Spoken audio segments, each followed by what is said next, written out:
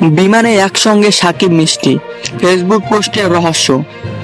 শাকিব খানের অভিনয় আর ব্যক্তিজীবন নিয়ে ভক্তদের আগ্রহের শেষ নেই। অপু বুবলির পর এবার শাকিব খানকে নিয়ে নতুন আলোচনা শুরু হয়েছে আর এক অভিনেত্রীকে নিয়ে। বিনোদন অঙ্গনে ফের গুঞ্জনের ঝড় তুলেছেন অভিনেত্রী ও চিকিৎসক মিষ্টি জান্নাত। এবার শাকিব খানের সঙ্গে ছবি পোস্ট করে আবারও আলোচনায় উঠে এসেছেন তিনি।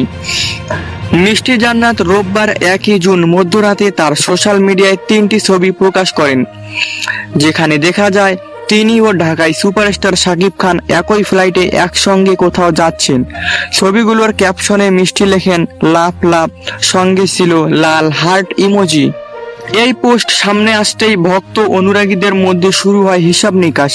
অনেকেই বলেছেন শাকিবের প্রাক্তন স্ত্রী অপু বিশ্বাস ও শবনম বুবলির পরে এবার কি মিষ্টি জান্নাত।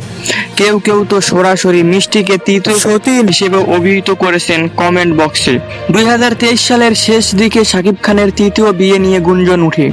শোনা যায় পরিবারের পক্ষ থেকে তার জন্য একজন ডাক্তার পাত্রী খোঁজা হচ্ছে। তখন থেকেই সন্দেহের তীর ছুটে মিষ্টি জান্নাতের দিকে, কারণ ঢাকাই চলচ্চিত্রে অভিনয়ের পাশাপাশি তিনিই একমাত্র দন্ত চিকিৎসক।